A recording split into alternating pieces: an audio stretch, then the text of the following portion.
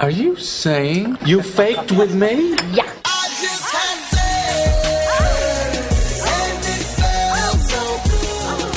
Wrong. Now you're single. What do you know about sexual relations? Is it true that if you don't use it, you lose it? I'm a little worried about being a slut. You're listening to the Come With Us podcast, presented by Darling Way, talking the good, the kinky, and the ugly. Here are your hosts, Beth, Aaron, and Tina. Hello, my darling friends. Oh my gosh, I am so glad y'all are here because I don't know that I can handle Tina and Aaron together just by myself anymore. So thank you so much for joining us today for Come With Us podcast. Oh my goodness. We started off with there's a pair of shorts on the floor next to Tina, and what did you tell Aaron they were? He's like, "What is this, your laundry?" And what'd you say? Yes, it's my night shorts. Those were her night shorts. Now the rest, go on, Aaron, tell him what she said. She said they were cum-stained or cum-filled night shorts. Yes! Which then made me back away and go the opposite way to go to the other room and grab another water bottle. So there we go. This is the way. When you hear us on air, I promise you, this is actually how we are, except this is a little bit tamer only because we're all over the place. But today we are talking about sexual red flags in a relationship. And damn, there are so many of them, but it's a question of how do you stop in the name of love, or stop when you're wearing sexy goggles, and how do you deal with them before you completely crash? Because God knows we've all done some crashing. But I'm Beth Darling from sexyedschool.com, where you can find everything you need, the education that you need to make your loving dreams come true, the same as you can here on Come With Us podcast. So, all right, let's just dive right into this, because we brought up the idea of sexual red flags, and wow, did we just go off on just a tangent. There are so many red flags that we see. And sometimes we see the obvious and we stay, which is, we do the stupid. We'll talk about that. But I think maybe we can categorize them into three categories. This was my suggestion, was that there are the annoying, the need to resolve before going further, and get the fuck out of Dodge. I think those are three reasonable categories, right? Can we think about those three? All right. So then we'll go through a bunch that we saw, and we'll talk about which category we might put them in. Does that sound like a plan? Yeah, I mean, so can you get past the cum-filled night shorts just to think about sexual? Is that a sexual red flag? If you went into some woman's house and there were like cum-filled night shorts and they weren't yours? Yeah, considering I'm married. Oh, well, yeah, okay. If you were single. I mean, let's keep that in mind. If I were single, that kind of, I'd be like, what? Wow. What would you do if your wife wanted to keep your, her night shorts with your cum on them? That's fine. That's cool. Okay, there you go. Like, if I'm literally showing up because if I were single and I showed up to another single woman's house and she's like, "Oh yeah, that's what I wore to sleep last night, but there's cum all over them," I'd be like, "Wait a minute, is it yours? Because if it's not yours, then I have questions on how it got there and why it's so recent." I mean, it's both. Yeah.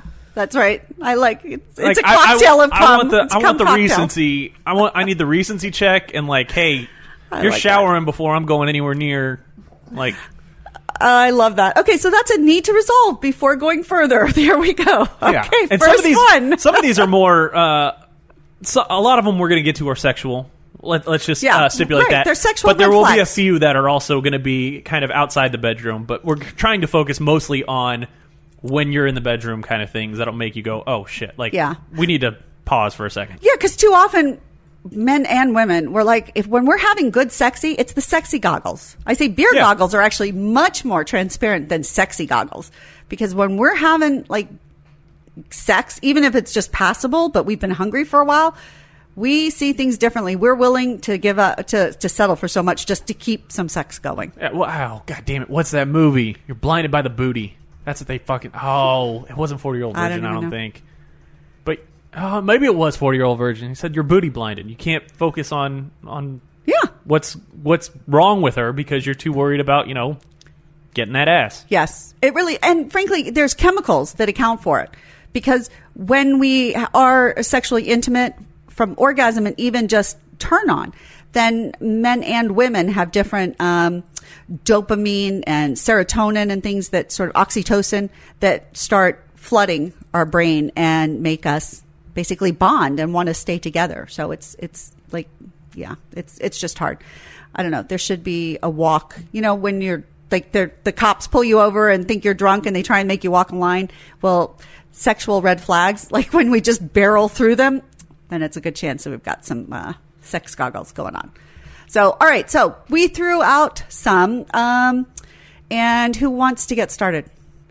Who's got a good one? Well, actually, Aaron, you went on, you got some feedback from people that you know. Tell us a couple. I don't know any of them. I just posted on Reddit a couple days ago because knowing that we were going to do this for some show prep, I decided, you know what? I've been in a relationship long enough. There are no red flags, really, because I wouldn't have married her if there would have been. Okay, but actually, let's tackle that because sometimes there haven't been red flags, but I say people get married and then 10 years later, their person wasn't an alcoholic before, but now they become one or they have some other something. So red flags can develop in a relationship, even if you're 10, 20, 30, 40 years on. Yeah. They just can't. Fair enough. So, yeah. Okay. I don't have any glaring ones right now. Yes. Okay, perfect. So I decided, you know what? I'll ask the people of the internet and see what they say. I love it. So one of the top one that got the most response was some guy met a woman who would not stop talking about how much money she made and how rich she was, and so they went out on a date, and he made her pay for the check, because if you're going to run your mouth and you're so damn rich, cool, you're going to treat me. Then he didn't really... Was that a red flag? Do you think... Is it a red flag if people are bragging about how much money they have? I mean, if you're going to brag about how much money you have and then you don't want to prove it, like... Okay. Well, we're going to get to why the hell she had a problem with paying for the bill. Well, yeah, but I was thinking sometimes second. bragging about a lot of money to me is a red flag that they're making up for something. When somebody's bragging about anything like a lot, then I think they're hiding something else. But then they went on another date and then had sex, and after they got done, she said, "Wow, you're a lot better at that than my husband." So not only was she hiding the fact that she was married, but she didn't want to pay for having all this quote-unquote money, probably because she shared a bank account with her husband and didn't want to have to explain why she spent $100 on a nice dinner somewhere that wasn't with him. Oh, wait, so I assumed that she did pay for the dinner when he said... But she gave him attitude when he said, if you're so rich, pay for the dinner. Oh, I see. Okay. That's what I'm inferring from the way these comments are left. That I gotcha. It was probably shit, now I got to find a way to hide this money because he's going to see that I spent money on dinner that wasn't just for me. Right. And then, oh my God. Well, okay. So on the upside, he's better than her husband. On the downside, I'd say marriage. Yeah. I'm thinking that's probably already having someone. Yeah. And not telling him, like, cause there are people online.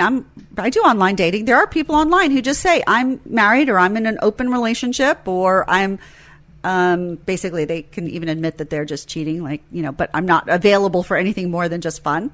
Don't get your hopes up. Things like that. So I appreciate that at least. So yeah, I think if somebody's lying to you, I think that's a big, or hiding something from you. Yeah. Okay, that's a good one. Thank you, whoever sent that. All right, what other ones did you get? Bragging about being toxic. Like, that's just... Oh. That's where I get... Like, that's not a bedroom thing. That's a... You're fucking crazy. If you're bragging about being who brags about being I mean, I get it. People, crazy bitches. In like a funny way. Like, TikTok always talks about whatever. But like, if you're actually bragging, that's just like saying like, I'm a shitty person. Right. Yeah. And I think people do that. And I think that's like, to me, that's a get the fuck out. When somebody just says, oh, I don't even know. What did they say? But people all the time. This is like very millennial Gen Z thing. Girls and guys who say like, oh, that it's fucking did this shit and it's toxic. Like, I'm so toxic. Blah blah blah. Like, there's literally a nightclub on this street in Houston called Washington Street with all the nightclubs, and there's a huge like painted like lit up sign that just says toxic on it. Yeah. I think anybody who's bragging or telling you stories and laughing about how toxic they are, I think they haven't resolved that, because anybody who's healthy and wants to do better is going to be ashamed of the things. And God knows I've made some really stupid fucking bad decisions and done some things I'm not proud of. And But again, I'm not proud of them. So I don't brag about that and go, oh, this is, so blah, blah, blah. Yeah, So, I mean, there's a difference between playing or portraying yourself as the bad boy or the bad girl, because every guy knows that women want the guy who's going to, hey, I'm dangerous, blah, blah. no, that's fine. The woman who But wants then, that bad boy like that, then they're not healthy too. Yeah, That's but the thing. everybody likes, people like that portrayal of themselves at times. But when you just straight up say, basically, I'm a fucking piece of shit and I've got issues and baggage that, hey, and I'm proud of this. No. Yes. Right. Then you should say, thank you so much for being honest. I really appreciate it. Get the fuck out. Exactly. I completely am going to accept your version of the story and see you later. Yeah.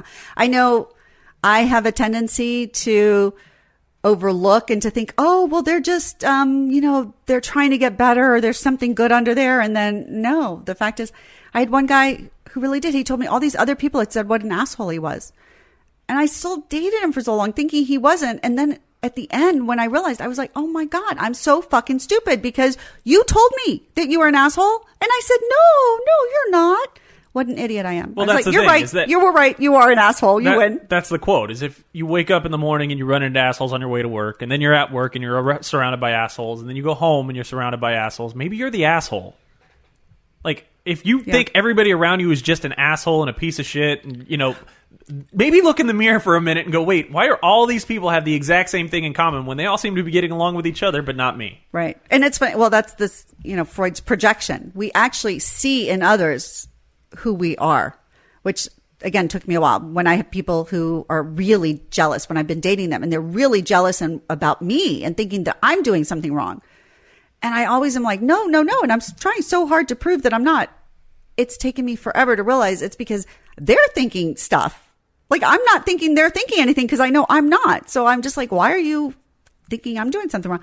Now I've learned if they're jealous of me and I know that I'm not anything, there's something going on that side. So yeah, if you're thinking everybody else is an asshole, it's generally you're the asshole. Yep. Good point. Then that would be get the fuck out. When people show you who they are, get the fuck out. But then there are some people who see the obvious and do the stupid. Yeah. Hello. Been there, done that. Bad idea. So, all right. Did you have any other thoughts from them? Constantly telling stories about the exes. That's something that everybody kind of, I guess, acknowledges, is that if you've got somebody who's constantly talking about their ex, they're not over them. Right. They're still lingering. It might be that they don't want them any, but they haven't resolved. Yeah. I say it's like a plane that has to circle an airport because it's got too much jet fuel before landing. If they're carrying all that emotion from their previous relationship, they can't have a safe landing with you or a safe beginning takeoff. So yeah, that's it. Okay. And then two more. When she says all she is friends with are guys and not girls, like that can be a fucking problem. Right. Or a man who says he doesn't have any guy friends. All of his friends are girls. Yeah. I think either women. And I think that whoever you are, if you can't be friendly and have people of both genders, of any gender, then that is a little bit of a concern that there's something wrong. Yeah. And we talked about this off the air, that there's nothing wrong if you have a lot of friends that are of the opposite sex. Yeah. But if the fact that nobody of the same sex as you wants to be your friend, or you don't seek them out as any of them at all, as even one friend, then you got a problem. Yeah, I think that's very true. And then true. that can drag into your relationship or your potential relationship really easily. Yeah, and I think we see it more with women because there's sort of this more of a competition thing. And if there's a woman who really can't be friends with other women, oftentimes it's because she's so competitive and she creates distrust or stirs things up, and it's just not a good thing. So yeah, I think, and friendships are really important for men and women. They, people in happy, healthy, long-term relationships have good friends outside the relationship, because that's where they go when they're just a little bit pissed. Like that's where they go to air their little grievances, collecting, themselves, and then they come back into the relationship and can speak to things in a more constructive way. We need vent, right? Everything. A microwave needs a vent. A computer needs a vent. People need a vent.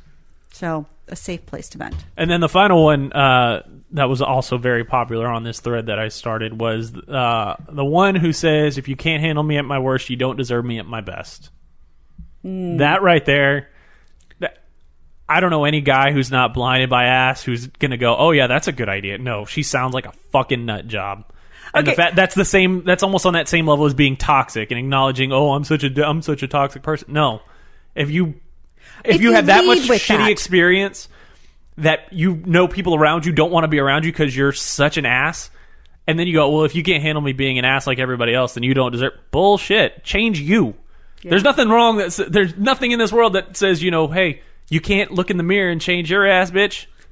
Okay, but there is some truth in the fact that, like, if you are, like, when you're in a bad mood, when you're, everyone gets, like, a piece, like, sometimes people are just, like, not nice. Like, I'm not nice in the mornings. Like, stuff like that, or sometimes you just made a mistake and you don't, whatever, like, the person can't be like, hey, that's a deal breaker because you're whatever. Yeah. But I just also think, like, the type of person who says that is just, like, I don't know. I can't. And I think it's the difference because, Aaron he mentioned this before, and it just grated with me. And I think to me, it's the difference of whether you lead with that or whether when you're in a relationship, when you've been for several months and then somebody just can't handle your little shit, that to me, then that's not right. That's absolutely true. It's if like, you think it's I'm just going to only be something perfect, that's intuitive to a degree that, like, you don't saying it is obnoxious, I think, but it's something that should be respected, Yeah, because so for me, for example, as justification, again, I'm agreeing when somebody has that on their dating profile, I think that's not good. Truly, leading with also, that is an if issue. it's excuse for bad behavior, but everyone is bad. Like, everyone, Sometimes. everyone is. No one's perfect. So if you can't handle that person on their, they only on their very best days can you be with them. That's not a relationship. Exactly. Right. But and that's what I'm saying. So for later in a relationship, because otherwise, like in my marriage, 23 years, I kept thinking that I had to be this all the time. And he couldn't and wouldn't deal with the things that I needed when I just really needed to just cry and be hugged and be loved and taken care of. He wasn't willing or able to deal with that. And so I had to, it was a defensive mechanism, right? I had to think, no, if you're not going to be there for me in the hard times, then I need to not give you my good times. I need to go on, find somebody that. So from that sense, I think it's important, but I agree with you that leading with it is broadcasting that out is, that's the problem. And that's the problem with where we live now. Is that everybody thinks that they need to broadcast all their shit, all their problems and everything and go, okay, can you handle that? No. Yeah, there's a reason that, like, this is also, social media had something to do with it because now you can just go scope everybody's backstory on social media because people are dumb enough to put every fucking detail of their life out there. If back in the day it was, and you dated at that time, if you had a friend who was slightly, a little bit crazier or more neurotic than others, what would they do when they were dating a new guy? You hide it a little bit and you let it out a little bit at a time until you're comfortable enough that you go, okay, yeah, I've got some issues. I've got some baggage. This is what I'm dealing with. You don't just fucking show up and put all of your baggage on the table at the first date and go, if you can't handle all this baggage, well, you are out of luck, my friend. Well, cool. I can go find somebody who will at least hide their baggage or work on it on their own before they just come and just expect me to pick it up and carry it for them. Oh my God, that's so funny. So my son would tell me that I should only share half my personality on a first date. I looked at him, I was like, wait, which half? I don't even know. And so now I basically tell people, even on a first date, I say my crazy is obvious. I wear all my crazy on the outside. So I have a podcast. We talk about sexy, right? I'm a love, sex, and relationship coach. This is kind of crazy. I have 5 kids. I drove a purple car. These are all crazy things. I don't try to hide it. But I also am not, but maybe it is a little bit. Maybe there's not hiding it as opposed to maybe it is letting people unwrap you at a comfortable pace. And I'm not very good at that. I tend to blurt things out. So, okay, that's it. That's something that society has lost in the dating world. And that's something that's actually probably better is to let somebody, you don't fucking just, it's not like flash on a trench coat like, hey, here you go. Yeah, that's everything. What I tend to do. No, be the onion. Have multiple layers to your life and all of your issues and your drama and your bullshit. And then the more you trust somebody, the more layers you peel back. That's just kind of what the world was. What if I'm an apple and just one bite and then that's it? That's what's inside. Well, if you got a worm in the apple, then somebody's going to throw you away real easily. Oh, that's okay. I don't think I have any real worms. I had a good washing, I think. I don't know. But All right, We'll let's see. get back to more sexy Yes. ones. Okay. So let's We've go. done enough of the relationship stuff. All right. So, let's start with what about, let's see, people who pressuring. I think pressuring someone is kind of this idea. Basically, then you're not respecting boundaries. And I think this happens a lot early in relationships as well as later in relationships where, so for example, threesomes always comes to mind just because I hear this so often, where one person is really intrigued by it and the other person isn't. And so they take this sort of passive aggressive thing and they just kind of keep talking about, oh, did you know they had a threesome? Or how about we watch this porn? And the undercurrent is, I want this and you're not saying yes. And I'm constantly pressuring you, which just, again, puts a wedge between the relationship, right? I don't think that's healthy, right? Or or pressuring for anal sex or for blowjobs or things like this is not respecting boundaries and just not having some real clear conversations. I don't know. I would say that's a big red flag. Get, and especially like if you say no, like don't keep asking. You know, if it's like something that's like, I mean, you can talk about it, but shit, I mean, like it ain't gonna happen. Like, well, and I would say it's not necessarily it ain't gonna happen, but just understand that they've given a no, and now instead of being passive aggressive about it, which just keeps this constant, you know, it's kind of like just poking somebody all the time. To just have, okay, can we revisit this? Or can we talk about why this is an issue for you? Can you hear why this is important to me? And then you have to figure out, is this something just annoying? Like, there are lots of couples where butt sex is just simply, that has become a no. They've talked about it, and you can decide, is that just an annoying thing that you're just going to live with? In which case, fine, then stop mentioning it. Don't tease. Don't be passive aggressive. Just let it go. Yeah.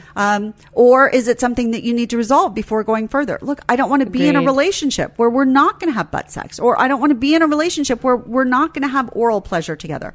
Or I don't want to be in a relationship where we're only going to have sexy once a month or every 3 months. Or where you're not going to talk to me for however long. Or you're not going to kiss me. Or you're not going to hug me after sexy, right? All of those things could be, for some people, they'll just be annoying. For some people, they might be on the need to resolve before going further. And sometimes it could be get the fuck out. But I think you should be clear. And maybe then having, you know, with your partner, having this kind of list and understanding, all right, where on this list is this issue, would be helpful instead of just assuming that because it's not a big deal to you, that it's not a big deal to them.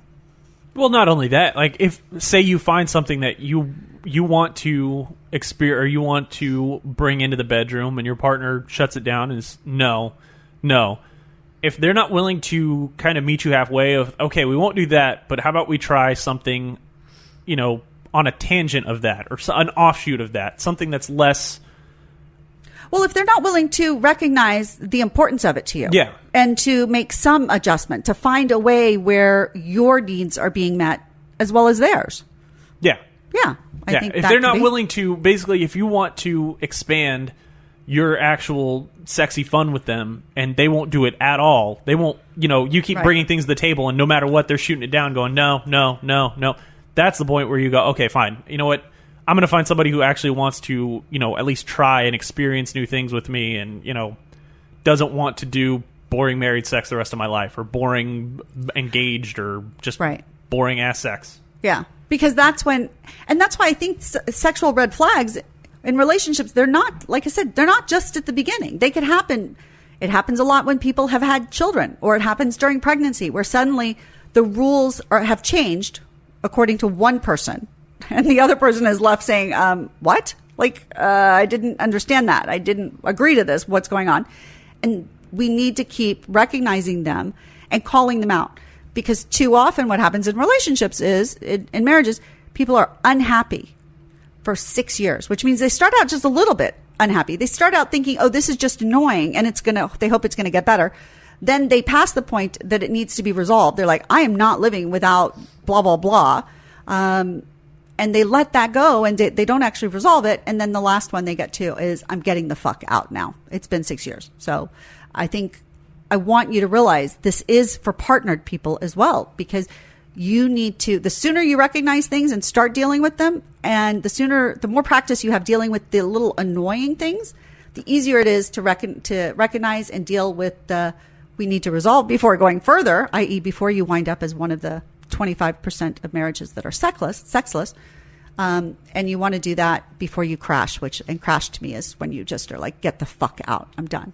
So, and my theory is people go to a therapist, marriage counseling, only actually for permission to get out of the relationship. They want to be able to say, oh, I tried everything, but they're not. They're done. They've already given up. It's been 6 years. So try not to do that.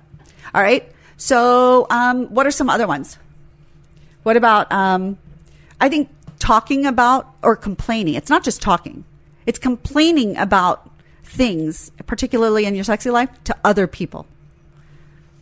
Yeah. Do you guys know people that do that? Yes. I absolutely think that's a fucking huge red flag. It's fine if you...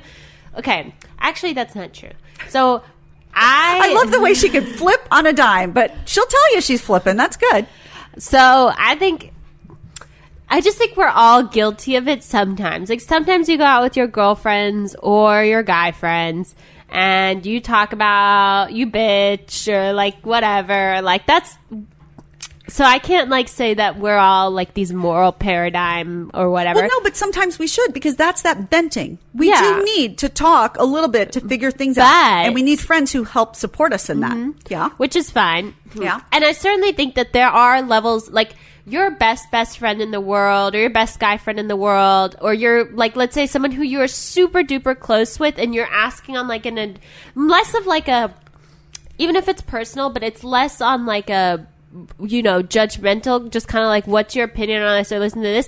That when it's for constructive help, as opposed to simply knocking if you're sitting your with partner. a bunch of your friends or doing the locker room thing, which I know happens all the time for both men and women, and you're talking about, or laughing about certain, like, really personal things in your bedroom, like, or things that you do in the bedroom, or things that you think your partner does that are weird.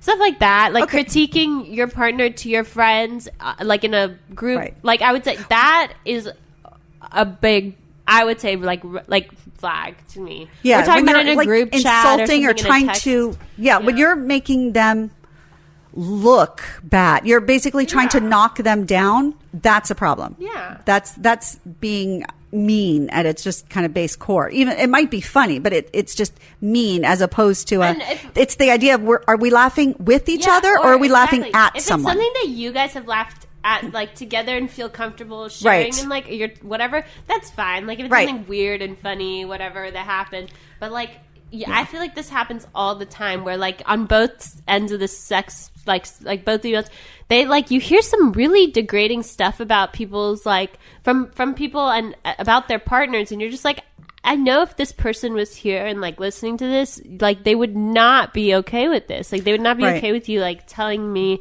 or talking about people, like, stuff like that. So, well, and that's why. So I hear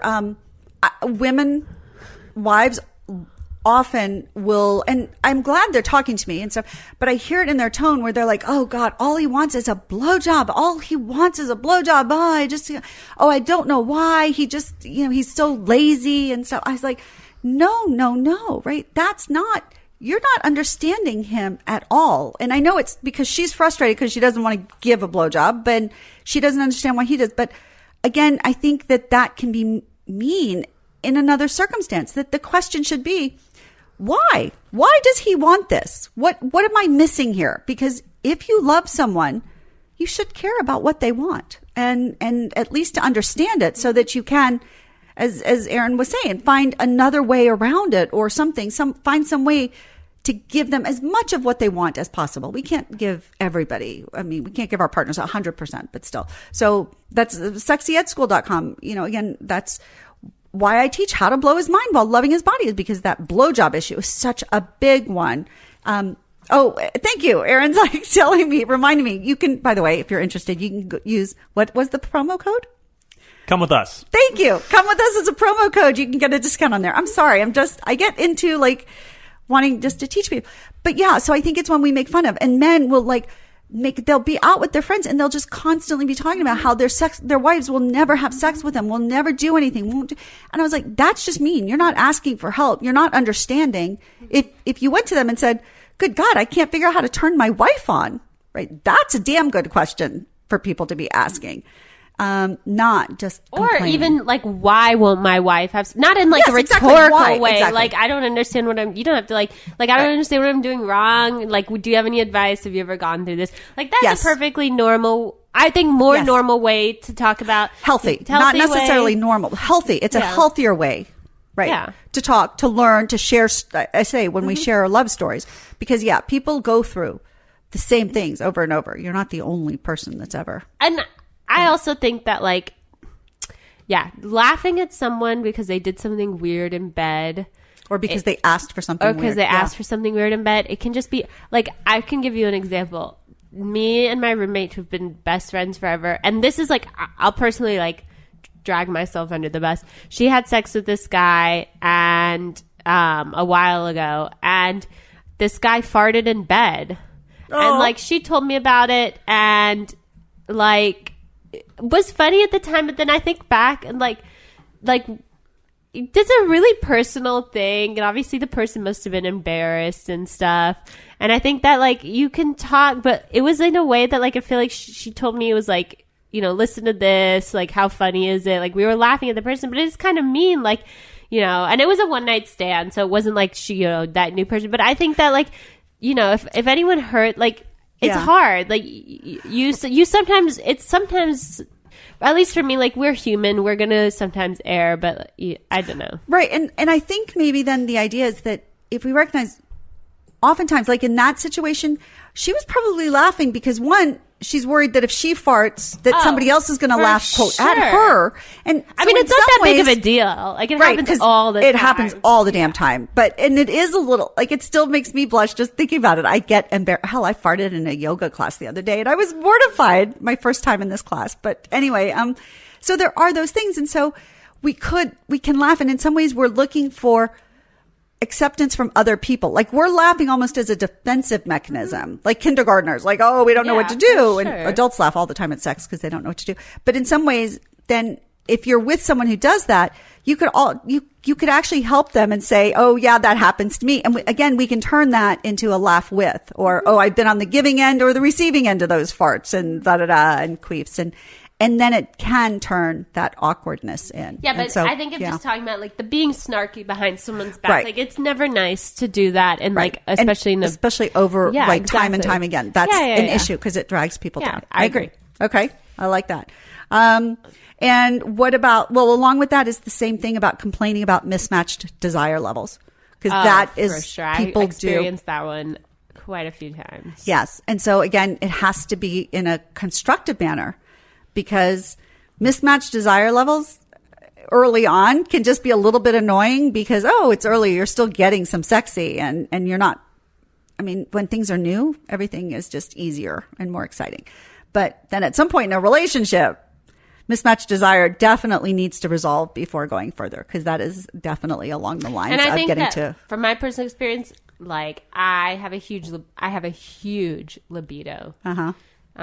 So I would say there's, just because you have mismatched desire levels doesn't mean that you're not the relationship is doomed. Right, or right. anything It could like just that. be you need to eat every 2 hours and I only need to eat every 5 hours. So it doesn't. But you should be honest. Like don't. And you have to find a way to do it without, you can't make fun of somebody for eating every 2 hours or needing to fuck all the time. You just need a healthy way. So if you defensiveness. need a release, like let's say you need a release every day, right? Or something like that, and your partner doesn't want to have sex every day or doesn't want to engage in every day, then you just need to be honest, be like, okay, well, I'm going to get myself off. Yeah. And if your partner should respect that, I would think, and say like, you obviously need more than I can't give, I don't want or I can't give it to you. So go ahead. Like, enjoy it though. Yeah. Tell me. Okay. Again, if we compare it like to our need for food, if somebody says, oh, I'm hungry, I'm going to have a snack and I don't really want one. Some people will say, well, don't tell me because, I'm on this diet and I don't want to even know. In other words, like I need to not think about anything and that's not good. But a healthy person would be like, cool, have a snack. Oh, tell me. Oh, is that good? Wait, can I just have a little taste? Or I want just, oh, yum, I want that next and things like that. And then again, that can bring us closer without it being something. Yeah.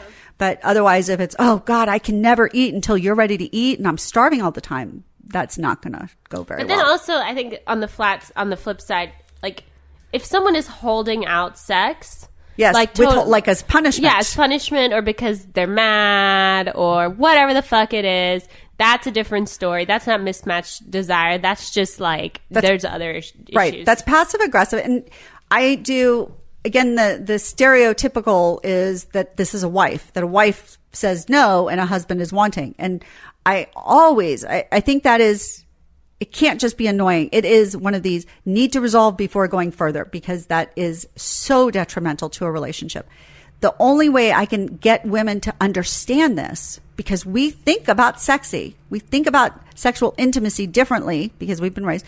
So I tell women, what if he was mad at you and because you weren't giving him sexy, or he wasn't thrilled with sexy, he stopped talking to you? It's like, I would never, ever, ever put up with a man who wouldn't talk. Well, that's not true. I did. So been there, done that. Again, saw the obvious, did the stupid. I hope maybe you can save yourself. But think of the way that women, whatever way you need to connect with people, whether it's hugging somebody or talking with somebody or holding their hand or simply being present watching TV. If your partner deliberately withheld that because they were mad at you and withheld it for a significant period of time, if that wouldn't feel good to you, then you have to realize that your partner wants that, their version of how they feel loved and connected to you might be sexy, even though it's not yours. And yeah, that is not going to be. Holding sex because you're mad, or equating the two, just being mad and not talking, all those things. Yeah, for short term, you can do it. People have fights and like, stuff. For example, like, I'm in a new relationship. Every new relationship, you have to go through that period where you figure out how you resolve conflicts, I'm currently in that phase. We've gone through like the no talking one, which isn't worked out too well, and you have to be able to be honest and say, like, we need better conflict resolution skills than just being mad and not talking to each other, or one person, stuff like that. And you can actually do it by I say basically you can do code blue or code red. You could just say, okay, we're fighting right now, or this issue is there, we're overwhelmed with emotion, we both need to process things on our own and have a little bit of space, but then we're going to come back to it. You can do that and schedule the time to come back. Yeah. That way, neither one of you is wondering when, neither one of you is worried about, well, who's going to make the first move. Make that part of your conflict resolution is, okay, we're getting nowhere. A little bit. I'm not talking like days or anything, but a little bit of time, couple hours to let you, that works wonders for me. Because if I have two ways of resolving conflict that I learned as I was growing up. One was like the full on, like, you're gonna kill, like you're screaming in public, and literally insane, being mean and insulting each other, and just trying to convince everybody that you're right. And then the other way, that's one way, and I only do it with one person, the person who raised me. And then there's the other ways I resolve conflict is just and it really works. It's just like, instead of resorting to that, just stepping back for a couple of hours, thinking about it, being really angry, like in your head. Right. Allowing yourself to feel emotions. Yes, that's key.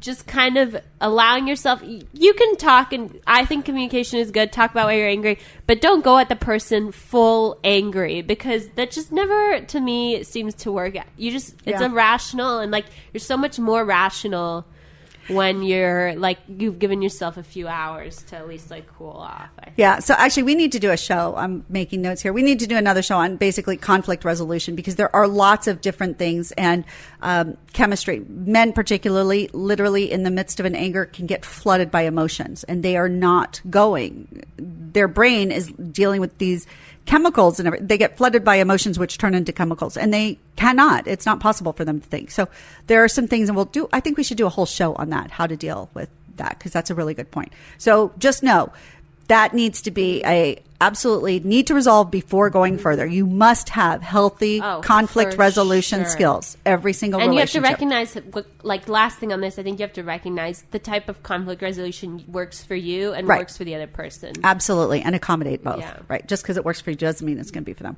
Okay. What about, all right, some other, let's see, ones are, I think when people are not generous with their sexy pleasure, I think that is kind of a sign. And that's kind of a sign of people who, again, in my 5 kinds of intimacy, sexual intimacy is only one kind. I think if you're not generous with intimacy in any of those categories, that is something that you need to resolve before going further. Again, I'm an example. Saw the obvious, did the stupid, stayed with man with no emotional connection for 23 years. If you know me, I am all about emotional intimacy, and I had none. So, not judging, I'm laughing with you. It sucks. Don't recommend it. Deal with it sooner. And I want to help you have tools to do so, because I didn't have them. But, okay, so if you're not generous with sexy pleasure, and I think too timid is also that there's part of there's something within a person that is holding them back. And that is not good. Because in a relationship, you pretty much got to be, if you're going to have a long-term, healthy, happy relationship, you got to be all in. You got to be able to, vocalize what you want or what you feel. Yeah. If you're not going to, if you're in a relationship with this person and you're planning on being with them long-term, but you feel like you can't step up and make your voice heard, then you really got to wonder, is it because I don't want them to, there could be several different reasons. Do I want them to just not like what I have to say and up and leave me? Do I... Right. Am I afraid that they can't handle me at my worst, at my neediest, right? That's exactly... Yeah. But that's when you're... get that framed and put up... Yeah. But no, so right, instead of knowing that, then they're just holding back and they're just trying to keep it within the lines, and that's a problem. Yeah. And I mean, when it's sexy stuff, I mean, to use a different analogy, a closed mouth never gets fed. If you're not... Oh, yeah. If you're not vocalizing what you need or what you want, then how do you expect them to... if it's not something you're already doing, how do you expect your partner to fucking read your mind or read your dick or read your pussy to know that, oh, this is what they want me to do to help them get off? Right. Right. And being too timid and withholding and trying too hard just for the other person really means that person then isn't getting their own needs met. And they might be trying to settle for not getting their needs met for a while, but at some point it's going to not last. At some point it's going to be, I got to get the fuck out of here. And again, you'd rather deal with it before that, I think. Yeah. Yeah. Speaking of not getting needs met, before we go on with the rest of this list, if you are listening to us on Apple iTunes or on Apple Podcast, do us a favor right now. Go through, rate us 5 stars, and leave a review so more people see us. It's fingering us really well. I promise you, it makes us really happy. And okay, well, at least Tina and I. So I was going to say I don't get fingered. Okay, well, you don't get fingered, but not yet. Yes. Ooh, right.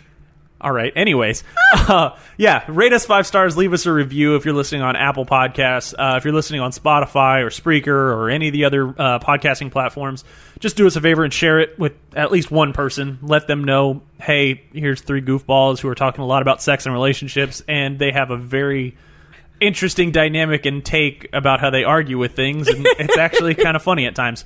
Also, if you ever want to get in touch with us, make sure you're following us on Facebook and Instagram at Come With Us Podcast, and on Twitter at Come With Us Pod.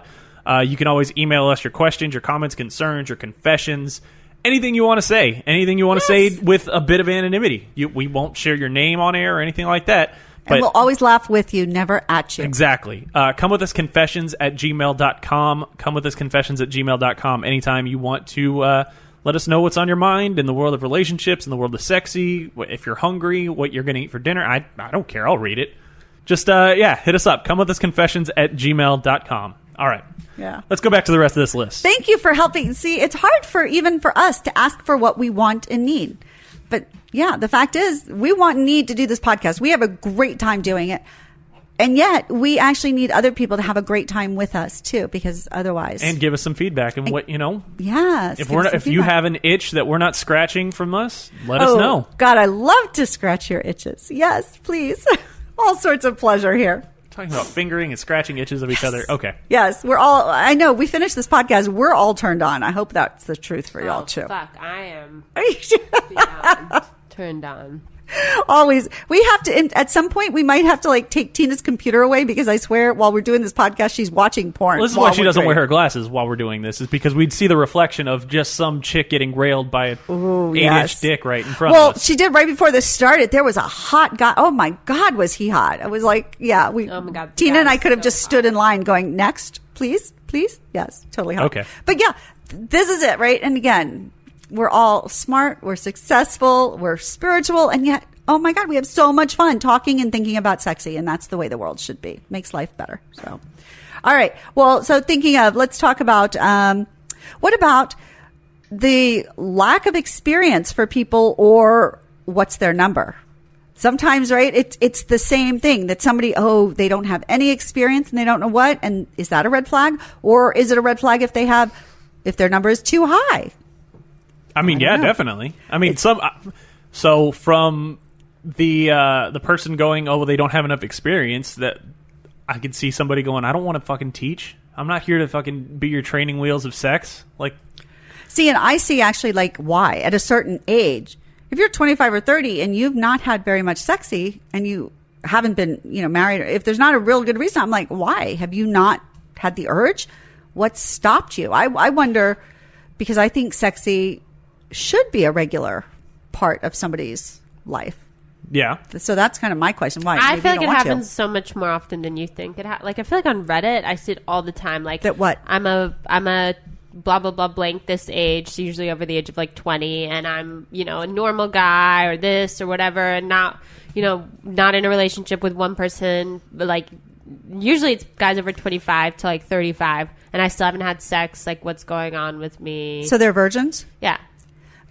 So, and I totally I respect the hell out of people who have decided that they are going to be virgins maybe until marriage or till some certain thing or till they find somebody they love. And I totally appreciate that and respect that. But I do think that, again, my question is always, well, but did you want to? Like, are you totally horny? In other words, are you actually in touch with your sexual part, or are you just repressing it and you're using the excuse, well, I'm not married or I'm not this, as to why you're not getting close to somebody? I guess that's it. So I'm looking for, are people interested in intimacy emotionally, physically, romantically, sexually, and spiritually? Or are they just defensive and behind a brick wall? And that, to me, it would be a question. So to find out. And the same thing, if somebody's got a huge number, if they've just been fucking around all the time, then again, I would want to know why that is. Are they unable to really deal with true intimacy, so they sort of mask it over by just fucking a lot and pretending that's intimacy? Or what's going on? And I think the whys of there, I think, are kind of big. So whatever comes up for you, I really think that you should find out more what these things are all about. If somebody's too timid, too shy, maybe there's trauma. Oh my God, there's been so much trauma. And there are so many men who have been sexually traumatized, that have been sexually abused, that have never told anybody before. And they are going forward. And I know, because I've not only coached several of them, I've dated several of them, I've been in relationship with them.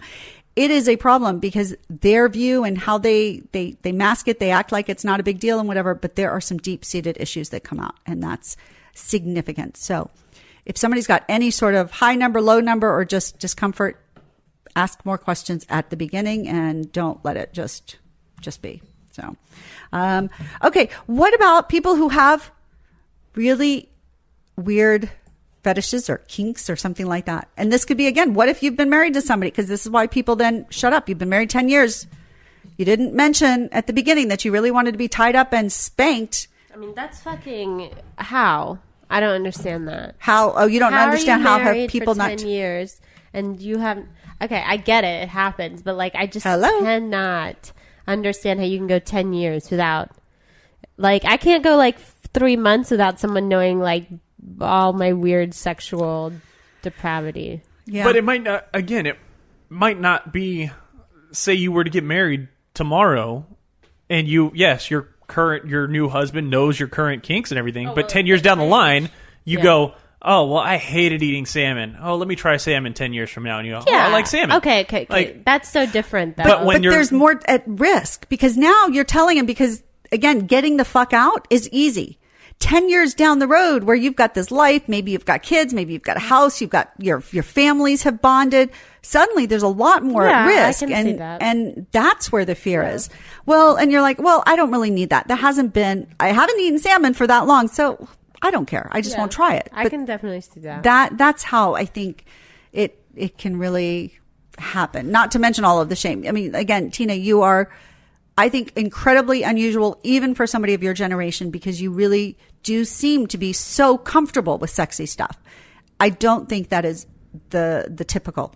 So I think that's one of the things, and that's why you're great on this show. It's a whole, I look and go, God, I don't even know how. Like, it's amazing. So, yeah, I think that fetishes and kink and taste, and again, that needs to be, some are just maybe annoying, whatever, but some really do need to be resolved. And this, just share them and find help. Again, there's help out there now. There are people like us. There are therapists. There are other coaches. There's me. We are willing to help you resolve these things. So don't settle. Just don't settle. That's like, you don't have to settle for McDonald's if you want a really good hamburger. So yeah, don't do that. But, and then I do think there's probably a line where fetishes and kinks where maybe you're just completely misaligned. And that could be, especially before you get married and get, or commit and buy a house together and whatever, have kids, that maybe if your sexual tastes are completely divergent, that you probably won't be good long-term couples. And I don't mean that. You might have the most awesome, amazing person, but they may not want to be. It's same if somebody really wants to live on a farm and somebody really wants to live in a city. They could be both awesome, amazing people. You could get along on all sorts of things, but the fundamental part of your life, you're not in alignment. And therefore, I think get the fuck out. Yeah. And we've talked before about that. I mean, when we say get the fuck out, this is coming from a former divorce lawyer who also has been divorced. Yes. It's hard. Divorce sucks. I mean, telling somebody to get the fuck out, you think that we're just telling you, and you're going to say, it's a lot easier to say than to do. No, yes, it hurts. Yeah. It sucks. It is probably the worst thing you could ever go through in your life. But you look at it and go, do I want to look back 50 years from now and go, well, that wasn't fun? Or do you have to bite the bullet, take the pain, take the agony now, and go through and do the difficult thing, and then go find what's right for you out in the world? Yeah. And I think for me, my experience, like I say, in a marriage for 23 years with a guy who didn't like me, the reason I stayed was absolutely, I could give you a zillion different excuses, like 5 kids and whatever, but the core is because I had zero self-confidence. I didn't think I deserved love. So I sure as fuck didn't think I could ever find anything. I didn't think I could find love. I didn't think I could find better. I knew what I had was not fulfilling. I knew, and I wasn't happy in the relationship. I loved my life. I loved my family, but I wasn't happy in the relationship. And yet I didn't have the confidence to take a chance and move on. But if I had, I would have left early. And frankly, I wouldn't have slept with him. So that's the advantage. If you're not partnered yet, I promise you, think about these things. Annoying, need to resolve, or get the fuck out, and make these decisions early because they're so much easier. Once you're in, be very, very careful and very honest, but don't mislead yourself or your partner about what you really need. And the same way, it's easy to say if somebody's hitting you, if somebody's absolutely a drunk, if they're a drug addict, if they're stealing, if they're bankrupt, those are any easy. type of abusive, physically or easy emotionally. To say, but harder to right, hard to do. It's easy. People can know, I shouldn't, right? But yeah, abused like women typically say, oh my God, the most toxic relationship ever, and she will acknowledge it. Or maybe like a very toxic relationship. Yeah. Like no, like right. Like, so not the most, physical, but anyway, toxic, but really toxic, and she knows it. But they just like cannot quit each other, and it's just like it's because this self, we get the love we think we deserve. It's really awful, but it's true. So yeah, but there are some where the red flags are so fucking obvious that we do all see them, and yet we still sometimes go on and do stupid. And I just want to try and give you confidence that we all deserve love. And we can, no matter what stupid fucking mistakes we've made in the past, we actually can do better. We can try and make amends. And we don't have to be absolutely defined by what we've done in the past. And we don't have to settle for that. So try to be honest and try and start loving yourself. And then go forward. But, all right. So, towards that, let's see. What else? Oh, aggressiveness. This is something because so many times these red flags, what happens is there are little tiny, little red flags, and those are the annoying ones, and we let them go, and then they get bigger. But people who are aggressive, if they're not nice to waiters, if they're not nice to the valet people, if you're, your housekeeper, there are people at work. When people have anger issues, it comes out, and I promise you that there's something driving that. And so tackle that early on. If it's yourself or if it's your partner, don't just let that go. You don't have to say, oh, you're a fucking asshole because you're blowing up at this, the server. But you can say, what's going on? Because this is not something that you want to do. It's not something I want to live with, and we need to deal with it sooner than later. So I think anger is really, so the way I would talk about it is when there's a situation that should be like on a scale of 1 to 10, this should be a level 2 anger. Like you get the wrong meal at a restaurant and somebody responds with a level 8 anger. When the level of animosity or intensity doesn't match the problem, that's when you got to say, okay, let's talk about this. Don't just let that go. So, yeah. All right. What other? Any other sexual red flags? I don't know. We've given out a lot so far. Yeah. I think we've hit it. Okay. Let's ask Aaron what. Okay. I'm sorry. All right. Any other red flags you can think of? Aaron, let me ask you. What red flags do you think your wife might have seen in you, either before or even now? Let's turn, and then Tina, I'm going to ask you, and I'm going to tell you mine. Oh, that's a great question. Getting fucking sobering and way to end on a down. Well, no, it's not because it's a powerful. I think that we all have them. We all have our shit, and it's not. Yeah, but nobody likes looking in the mirror and saying, "This is where I fall short." What are you talking Oh my God! about? See, to me, I so like it because then I'm like, oh, then I know what I have to deal with. Like it gives me a sense of. This is the difference because I was so bad for so long and I couldn't admit any of my insecurities. I'm perfect. And now I feel so much better when I can. I'm like, oh, that's a project. Okay, I can deal with it now. I can deal. So my red flag is that I am still very insecure. I'm still not particularly comfortable with my body. I still struggle to accept my nakedness, and I'm still I still have that part in my brain that's thinking, oh, if I do this, I'm a bad girl. I'm a slut. I'm a whore. And I have to fight that. And this is my whole journey, is to try and reassure myself and others that it's okay. So there you go. So I'm still defensive about that. That's my red flag. All right. What about y'all? Aaron, you go first. I mean, shit, we can make an entire fucking episode of this. How much time do we have here? We don't have that much. Yeah, probably the number one is that I was reckless. I mean, I was when we started dating, I was 21 years old. I was full of testosterone, and I wasn't tied down to anybody, so I had no, there was no concern about what if I don't come home tonight because there's nobody waiting on me to come home. Like, if I were to get into a giant car wreck because I was out speeding and doing something stupid, yeah, well, it was only going to hurt me. Okay, so you weren't sexually reckless. You literally didn't value your life.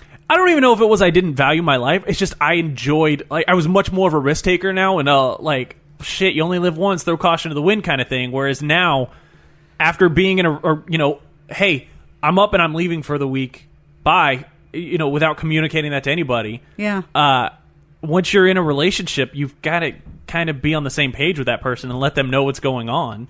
Okay, and I would think that actually, if your wife met you at 21, that recklessness, that you can cover it with all sorts of excuses, but the fact is you didn't value your life very much if you were taking silly chances, yeah.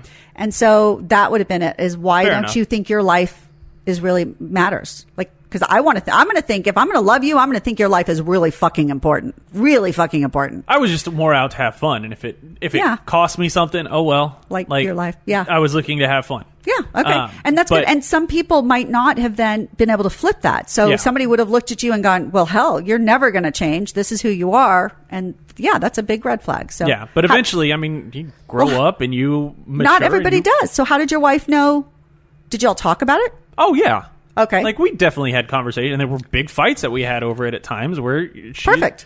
Told me, hey, you gotta, like, if we're gonna build a life together, you gotta understand that, like, now you're not one. You're not an individual. You're a half now. I love that. So that's the need to resolve before going further. Yeah. If we're going to have a life together, we're going to figure this out. Yeah. And otherwise, I'm getting the fuck out. Good. I like that. That's And a it great did. one. And now, I mean, And now even you're to this happy, day, yeah. I don't drive nearly as recklessly as I did. I mean, I drive like I'm from Houston because I fucking am. Yeah. But That's different.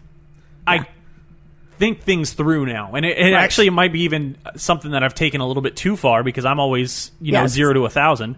That I am always like trying to. I always want to make sure the next stone I'm going to step on isn't the back of an alligator. Yeah. And I like that. And the good thing about you is that you also want to make sure for me. So I'll tell you I'm going to do something, or Tina will tell you, and it'll be like, no. Like, we're like, ooh. Aaron always sees the scary stuff. Yeah. I tend to see all the goodness and the rainbows and, everything. And Aaron's like, no, wait a second. I was like, I pointed this out on my radio show a couple funny. weeks ago that companies keep making these stupid decisions. They need to pay one person who is kind of has the outlook like me of what is the worst that could go wrong. You don't even have to pay me that much. Well, But that's if you usually pay called me risk enough, management. Well, yeah, but they don't have actual risk management people who have the balls to stand up and say, "Hey, guys, this could go wrong. Or This could ovaries. backfire." Yes. Guts. Let's settle Whatever. for guts. Either Yes. way, they don't have the fortitude. Yes. To stand up to their boss and go, "Hey, I know you pay Idea Man $200,000. You pay me $50,000, but Idea Man's out on his fucking ass because he's a moron." Like, that's a job I would be good at because I have no fear of it. Because if I lose my job, I'll go find another job, whether it's changing tires or building houses. I'll find something. But See, I would be. people But I'm need always that very confidence good. in a relationship. I didn't have that in my relationship, so that's important. Yes, you need to know that you can go find another fucking job or another fucking love. Good for you. Okay. But Yeah. I'm always very fucking good at going, what is the worst thing that could, like, okay, Yes. hey, a company announces, hey, we're going to start this new ad campaign. Well, what's the worst that could happen? I mean, we're paying, $4 million out the ass for this new ad campaign. If somebody gets mad, we're not going to cancel it. Or if somebody decides to go all sensitive and say that, we're the next on the chopping block, you need to have somebody who's going to go, before we spend all this money on something, on a new, going down this new endeavor, here's where it can go bad. Is it really worth the risk? Yeah. Okay. So that was a very somebody... long tangent about what I've become versus what I was. Okay, but I think that's good. And the point is that you don't want to be just in a yes relationship, because what you're talking about is in a work situation. There are bosses that will just hire yes people, or they'll promote yes people. They always agree, but then we don't actually grow, and you actually don't. You only see one perspective. And so I think in a relationship, yes, you need to both be able to challenge one another, and then you need to appreciate the other views, not just shut them down, and that it doesn't work. So this idea of trying to be just what the other person wants, it's just not going to be healthy for you or for them or for the relationship. All right. I like that. All right. Did I buy you enough time to think? All right. Tina, what's your red flag? Sorry. All right. So Tina, what's your, I don't know if I have any. You don't have any red flags? I bet we could find a few. I was going to say, do you want me to start, or Well, no, they're my red flags. that they are your red flags? I think I'm just like perfect. Yeah, you don't actually think that. I know you well enough. No, I do. No, you don't. I don't know. I mean, there's a lot. Just pick one. I'm honest. Okay, so honest. Let's take that, because that actually, again, like with almost anything else, things can be good and things can be used in a certain way. And so honesty is something that can definitely be incredibly useful and helpful in a relationship. We're saying, like, the idea of saying no and challenging things. And yet sometimes people will say, well, I'm just honest. And it's kind of like that defensiveness you hear, the same thing as, well, if you can't handle me at my worst, you don't deserve my best. Well, I'm just honest is code for, I'm going to tell you things in a not very nice way, and you should just accept them. No, like, that's not true. That's not right. what I'm saying. I'm saying I might tell you how I think it is, and then you might get mad at me because it's rude. That's a red flag, right? Right. It is, because that's why I'm saying that there's an honesty versus There's a delivery problem. Yeah. Delivery problem. Yeah, and that's the question, right? So sometimes brutally honest actually can be cruel instead of constructive. So yeah, okay, I think that's a red flag. So I would think like to have a good time, which can be an issue. Yes. Which has gotten me into a lot of trouble. Yes, because you like to drink a lot and party and stuff, and then not necessarily make the bestest of decisions. I think I definitely have had issue with that. Drinking, drugs, definitely not being safe sexually. Whew. There you go. Huge red flag. See? Okay. So that's good. I appreciate we don't that. need to have bash on Tina. We just you needed one example. Right, because it just feels good to be like, okay, this is us. We don't have to be perfect. We can all have red flags just like our partners.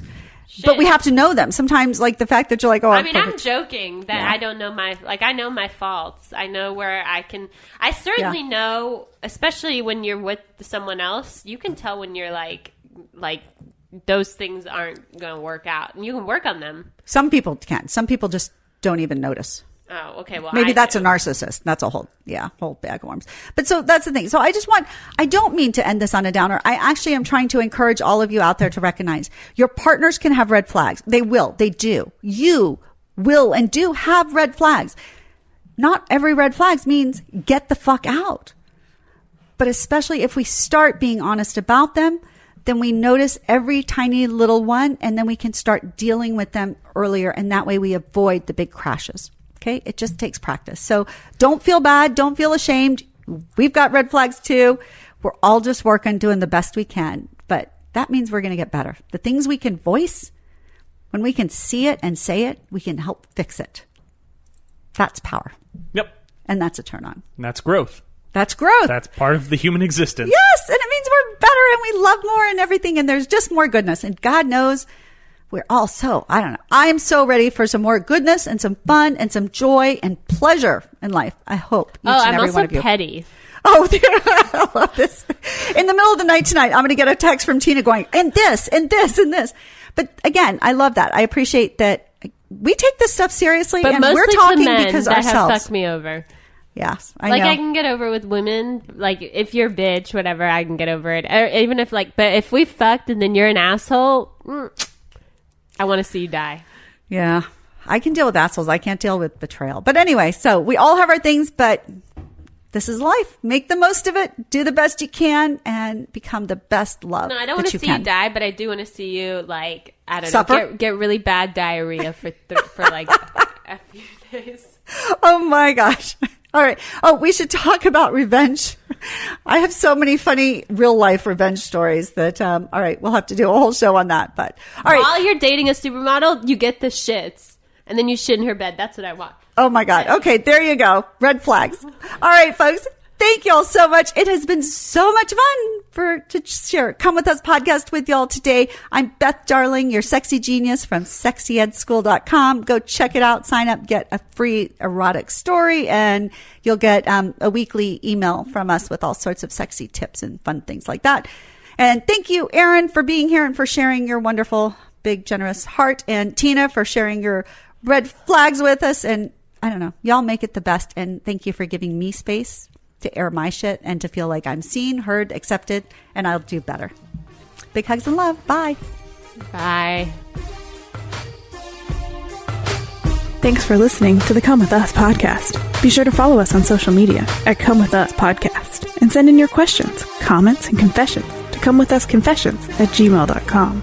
Until next time, keep it fun, flirty, and naughty.